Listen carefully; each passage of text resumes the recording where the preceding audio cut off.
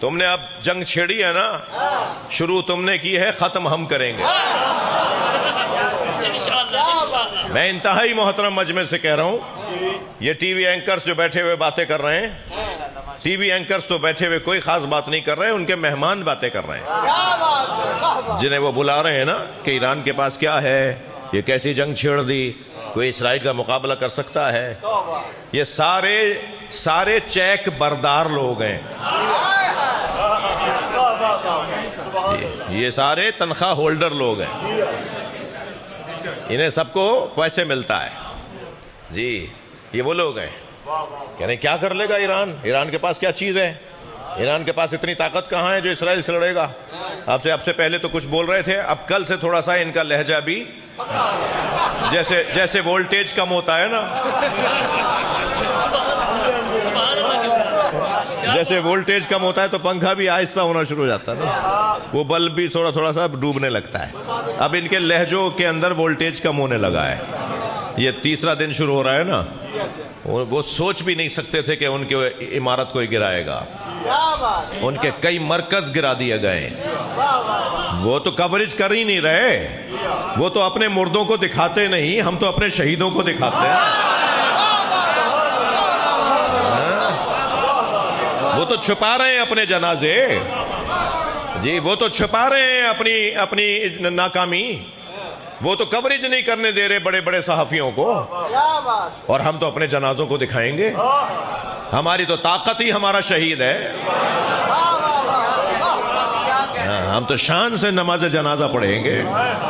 تم اگر مسلمانوں کو سمجھ لیا ہوتا تم نے تو تم مسلمان نہ ہو جاتے جی۔ ہمیں سمجھنا تمہارے لیے مشکل ہے، ہمیں سمجھنے کے لیے تمہیں کربلا آنا پڑے گا۔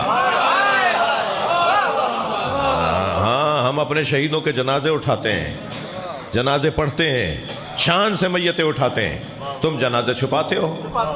تو جو دکھایا جا رہا ہے وہ جنازے شیعوں کے ہیں، وہ ہیں مسلمانوں کے، وہ ہیں مثلا ایرانیوں کے، تو تم کہہ رہے ہو اتنا مار دیا اور تم اپنے جنازے چھپا رہے ہو، تو چھپ نہیں پاؤ گے۔ تو یہ جو ٹی وی پر جو مہمان بیٹھے ہوئے ہیں نا، وہ اکثر مایوسی کی باتیں کر رہے ہیں۔ ایک صاحب کہنے لگے بڑی باتیں ہیں، میں آپ سے زیادہ اس موضوع پر میرا مزاج بھی نہیں ہے کہ میں زیادہ، یہ تو اس وقت کیفیت ایسی ہے تو اتنی بات بھی کر رہا ہوں میں جی۔ ایک صاحب تو کہنے لگے کہ اس سارے ماحول سے متعلق کہنے لگے وہ فلاں اتنے جرنل مار دیے، ان کی میٹنگ میں بیٹھے ہوئے تھے تو حملہ ہو گیا، تو ان کے اپنے درمیان خیانت کرنے والے اور منافق ہیں۔ یہ انہوں نے ایرانیوں کے اوپر کہا کہ ان کے اپنے درمیان خیانت کرنے والے ہیں اور منافق ہیں۔ میں اس بات کا انکار نہیں کروں گا، ایسا ہی ہے، مگر خیانت تو حق کے میدان میں ہوتی ہے، حق والوں کے درمیان اگر کوئی حق سے ہٹے تو اسے خائن کہتے ہیں نا۔ تو خیانت بھی وہاں ہوتی ہے جہاں حق والے ہوں، جہاں سارا ماحول بکا ہوا ہو، جہاں ہر دوسرا بندہ بکا ہوا ہو۔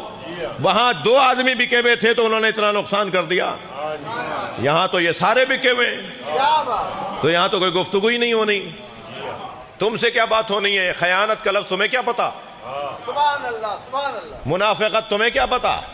اتنی زیادہ تم نے خیانت کی ہے پاکستان کے ساتھ، مگر میں پاکستان کی فوج کو، پاکستان کی ریاست کو، پاکستان کی موجودہ حکومت کو شاباش پیش کرتا ہوں، اور اس وقت منڈی بہاؤدین کے اس منتخب مجمع کے ذریعے سے ان سب کو آفرین اور مرحبا کہتا ہوں کہ انہوں نے اس وقت غیرت اسلامی کا مظاہرہ کرتے ہوئے اپنے برادر اسلامی ملک کے ساتھ کھڑے ہونے کا اعلان کیا ہے۔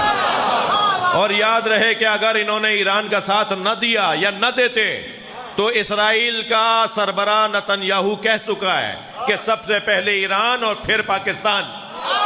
تو یاد رکھے، نہ ایران کا تم بال بھیگا کر سکتے ہو، نہ پاکستان کی طرف میری آنکھوں سے دیکھ سکتے ہو۔